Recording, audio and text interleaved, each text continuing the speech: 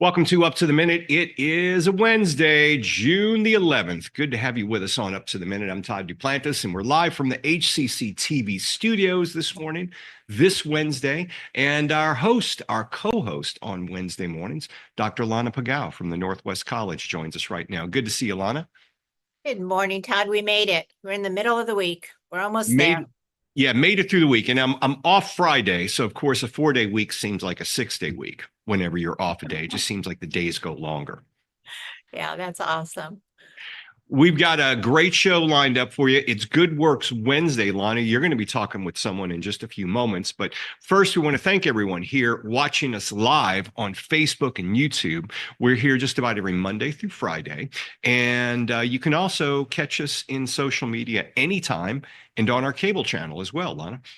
Yeah, we are live on the Houston Community College District Facebook page, not HCC, and on YouTube. We're also on X, LinkedIn, and on HCCTV at noon, 5 and 10 p.m. Monday through Friday. Okay, you're going to be talking to this next guest. It is Good Works, or I should say Small Business Wednesday.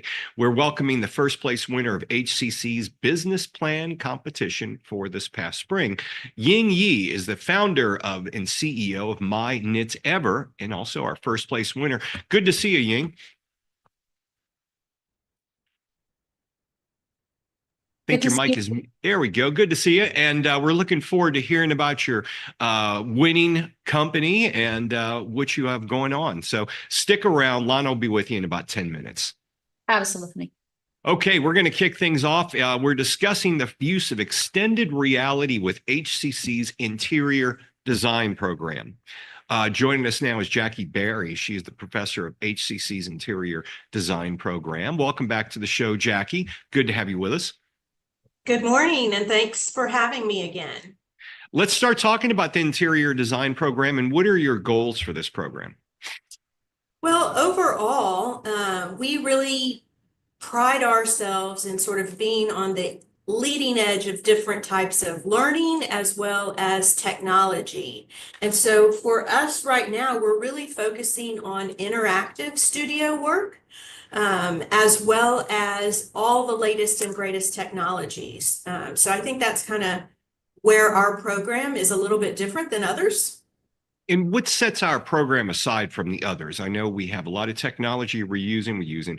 AI, VR. Tell us about what sets HCC's interior design program ahead of the others. Well, last time when we spoke, we were really just diving into the AR and VR side of things. We talked about the new metaverse class that we were having for our students designing in the metaverse.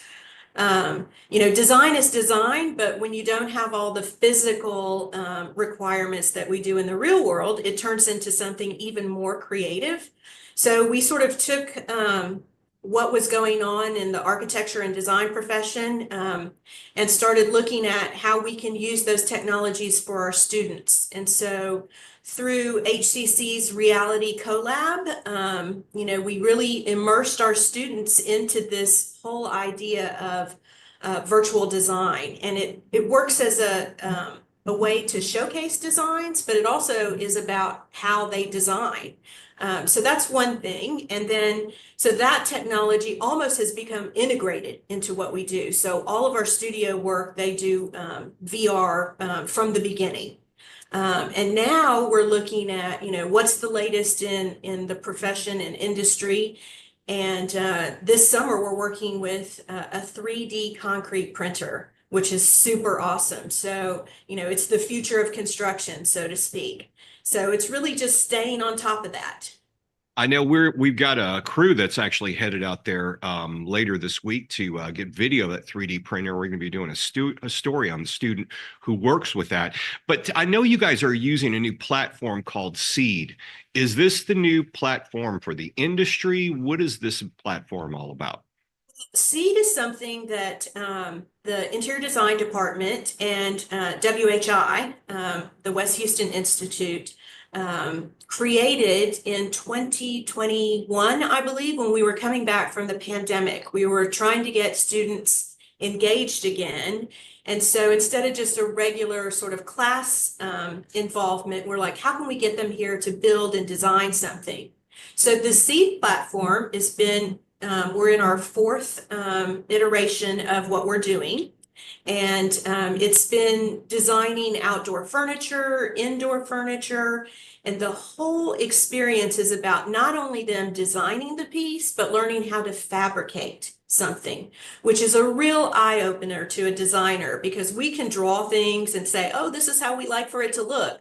But until we really experience all of the facets of getting something actually built, you really don't understand the process. So that's what SEED is all about. And I this year, know, like I said, we're using that, the 3D printer as a right. part of SEED.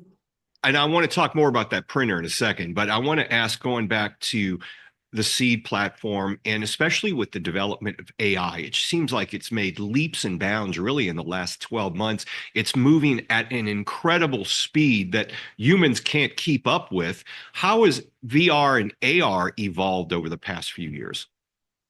Well, I think that, learning which apps and platforms are best for us to use, because as designers, we want control of everything, right? We want to really understand how things are looking. And AI, I think, and then the VR platforms that we've been using, like Frame and Spatial, they're built for gamers. And so they don't have they didn't have that realistic sort of view to them, which they do now. So I think the software, the technology is sort of saying, okay, this is for many more people than just gamers. And so that realistic side of things is great. And of course, our students use it to not only present their work, but they're using it throughout their work. So they build it, they can go in it with the goggles, and they can really look around and sort of say, oh, this is what this actually looks like, instead of just seeing it in a two-dimensional drawing. So it's been very helpful for our students in understanding their ideas. Even here this past week with the SEED summer class, students are putting on goggles. They're using AR and VR and being able to show us on a computer screen and design right there in real time for us. So that's how we're using it more and more these days. This concrete printer that you guys have, is that going to, I mean, how do you use it for interior design? Because when I think concrete printer, I think it could change the way we build houses as we move Yes. forward. Because really, houses now are built out of cardboard, wood coverings, and materials like that. Is that going to change things? And how do you use it with interior design? Well, I love that question, and I've been sort of thinking about this quite a bit. Some of the things I've been seeing on LinkedIn lately, sort of the line between interior design, interior architecture, and architecture has become really blurred. And the way we see design at HCC, it's all encompassing, right? So the students have the ability in our last residential studio to put together a space plan or a floor plan, and then understand how a 3D printer would actually make that. So it's really, us designing how we want the spaces to lay out. And sometimes that does fall to an architect. Sometimes we work with architects, but sometimes it's just interior designers that are doing that. And so, you can build the actual house, but you can also build the millwork, counters and cabinets and things like that from the 3D printer as well. So it goes from, a small piece of furniture all the way up to the house. And as an interior designer and and with an architecture degree, I'm just sort of wanting to cross all those boundaries. And so I think, from outside to inside, we can do it all. I know some of your students are working with real world projects. I know you're working with the city of Houston and Coleman. We've got about 2 minutes left. Can you tell us about those two projects?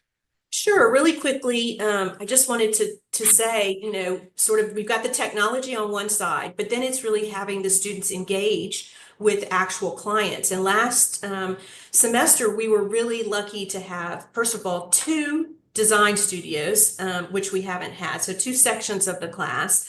And one class worked with the city of Houston to redesign their Green Building Resource Center, the GBRC. And so we met with people from the city of Houston. It was like a real project for them. They were the client. They presented through all the different phases to them. They got the feedback adjusted, and it all culminated in a 3D walkthrough of the space, and the clients were just so excited about it. And then at the same time, we got asked by Dr. Harrison and Dr. Tlass over at Coleman College to help with their new Biotechnology Innovation Center. So that was really cool too, because it was an HCC project, and we're hoping and crossing our fingers that one of those will move forward. And so getting to work with those real life clients and getting their feedback in real time was invaluable to our students. Real quickly, do you look at what's happening now and ever sit back and go, wow, things are changing so quickly? How do you keep up with this? Oh my gosh, of course. Yes. Being so old school, I told a student the other day, I was like, I think my class was the first class to use AutoCAD in college. Yeah. And now it's like, it's so beyond that. And so it's just really great that HCC allows us to keep up with these technologies, and really, for a community college, and just sort of, the 3D printer, the AR, the V, all that stuff is just so amazing. And so we just have to stay on top of it. That's what we can do, and enjoy the ride, right? Enjoy the ride and keep turning out those students with the technology they need to be the workers of tomorrow. Jackie Berry, professor with the Interior Design Program of the Architectural Design and Construction Center of Excellence. Thanks for joining us this morning. We'll see you again soon. Thank you so much. All right, we are going to take a 1-minute commercial break. When we come back, Lana's got the winner of our spring Small Business Plan Competition contest. That's coming up in 60 seconds.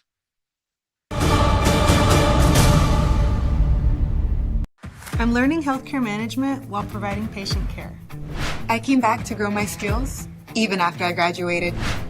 And if I can't make it in person, I take my classes online. I'm learning healthcare management while providing patient care. I came back to grow my skills, even after I graduated. And if I can't make it in person, I take my classes online. I think it's just vapor with flavor. It won't hurt my kid like cigarettes, right? Vaping is safer than smoking, isn't it? There's really not even that much nicotine in them, right? My kid? My kid knows it's dangerous. Get your head out of the cloud. Today, nearly 8,000 kids will start vaping, maybe even yours. Learn about the dangers at talkaboutvaping.org.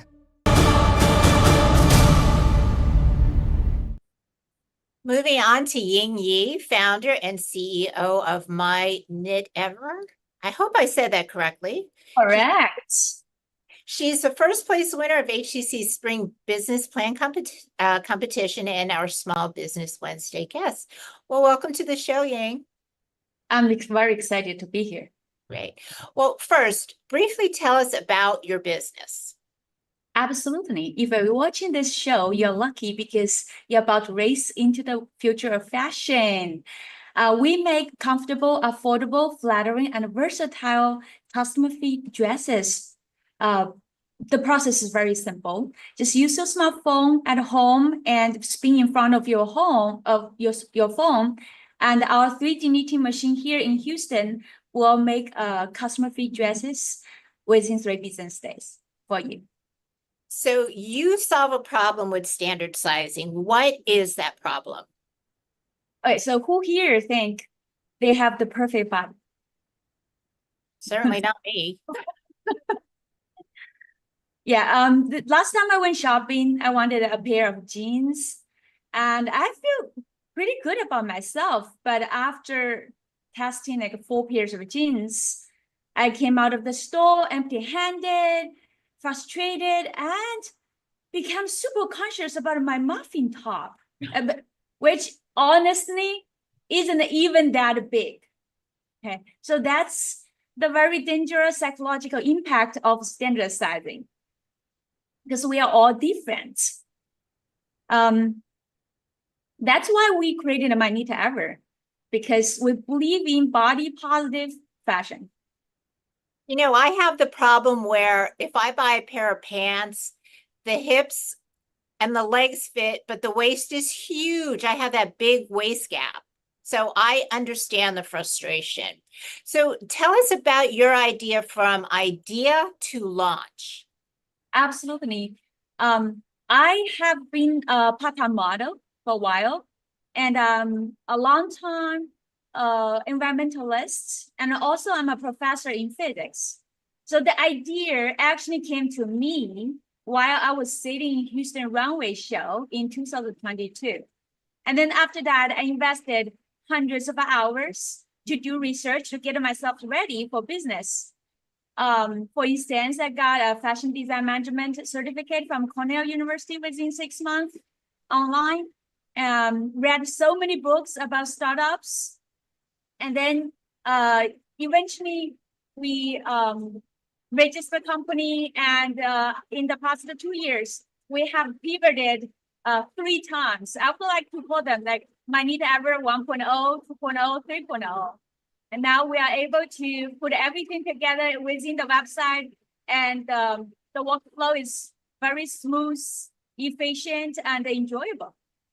You know, that's very smart because I do online shopping all the time, and you never know when your garment arrives, if it's going to fit properly. But this is brilliant. So tell us about the smartphone body scan, because that's how you get the measurements. Exactly. And it can be done in 30 seconds. Can you believe it?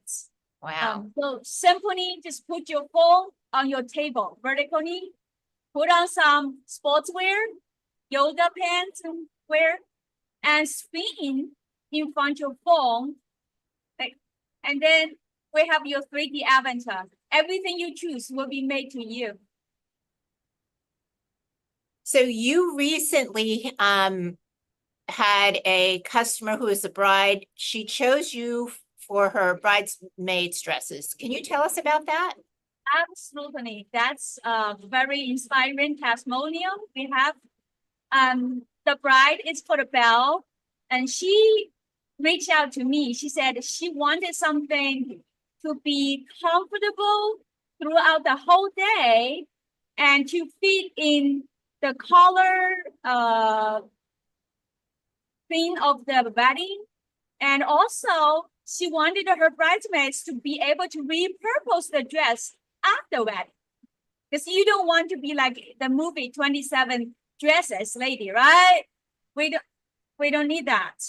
And then after the wedding, everybody loved it. And I already have two more brides signed up for the bridesmaid dresses. Wow, that's great. Yeah, you're right about those dresses. You wear them one time and they sit in the closet until you finally donate them to Goodwill. So why did you join HCC's Business Plan Competition? Well, oh, it's really, really bad right now. Can you guys hear it? Yeah. So I'm a professor in physics.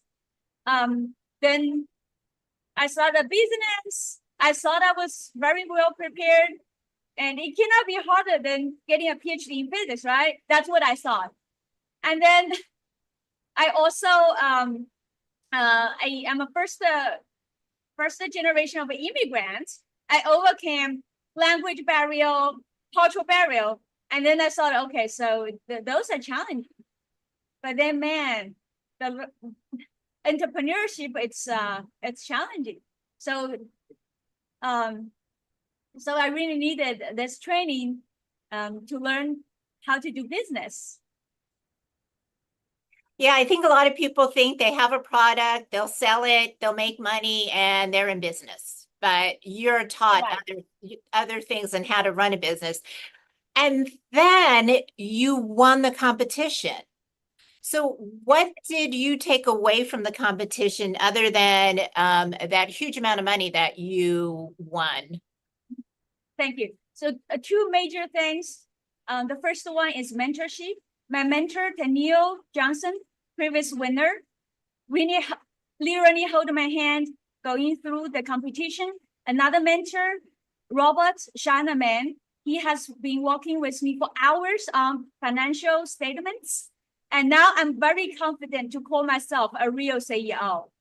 And of course, the community, it nurtures, it's amazing. I'm already added most of the participants through LinkedIn. We're inspiring each other, communicating with each other. It's a great community. Wonderful. Well, thank you, Ying Yi, founder and CEO of MY Knitever, first place winner of HCC Spring Business Plan Competition, and our Small Business Wednesday guest. We will have your information in our post after our show. Thank you so much for joining us. Thank you all. And coming up after a quick commercial break, Todd and I will return with some news and announcements. I'm learning healthcare management while providing patient care. I came back to grow my skills, even after I graduated. And if I can't make it in person, I take my classes online. When a child is sick, there's one thing they need: a really big cookie. Welcome to RMHC. We're not big on poking sticks and beeping machines, but we're the best at playing dress up. We think the tooth fairy should travel everywhere, and while hospitals have doctors and nurses, we have mom and dad. Because at Ronald McDonald House Charities, we help families feel at home, even when they can't be. Where I come from, they call firefighters the bravest. My dad was one. We lost him 3 years ago. First Responders Children's Foundation gave me a scholarship so that I can become a nurse and help people just like my dad did. Help us help them.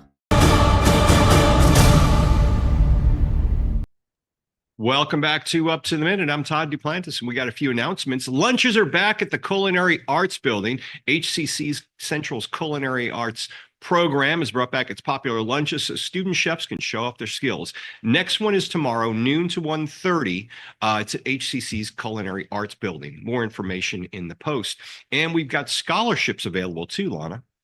Yeah, there's over $1 million in scholarships available from the HCC Foundation, so students should not miss their opportunity to apply for the 2025-2026 academic year.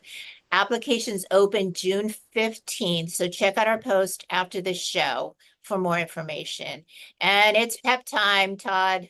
We know it. We love it. Time to do it. This year end review process from 24-25 must have the PEP documents acknowledged by the end of June. For additional information, visit your My HCC for step-by-step instructions. June 30th is a deadline for 10-month full-time faculty and full-time faculty staff.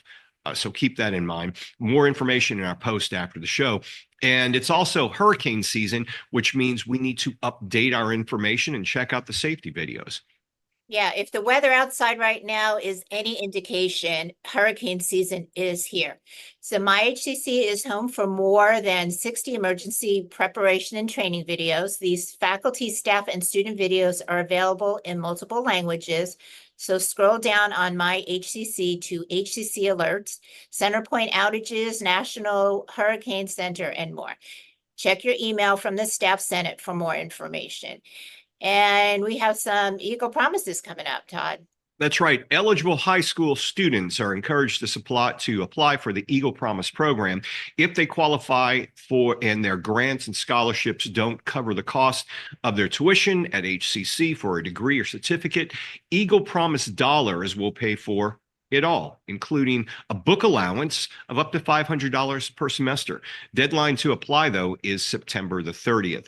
And fall registration is underway. And I think, can you even sign up for summer sessions as well, Lana?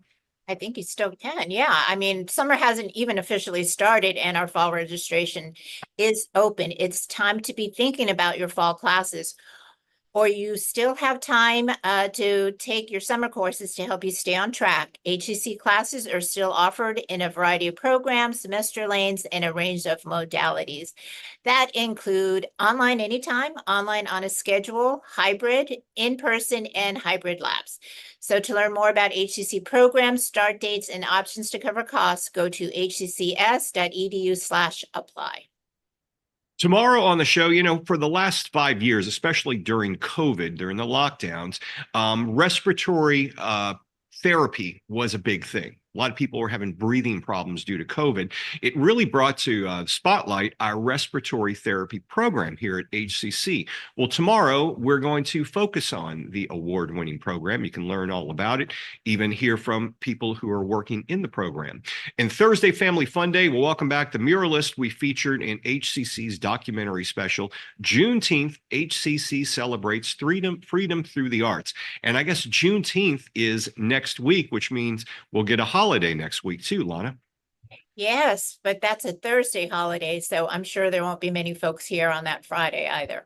Yeah, probably not. Yeah, I'm thinking a lot of us are going to be taking off that Friday. Anyway, thanks for joining us, Lana. And I guess we'll see you next week. We will see you next week because Juneteenth is on Thursday. Yep. All right. Stay safe and dry out there, folks. Stay dry today. Be careful, and we'll see you tomorrow live at 10 a.m.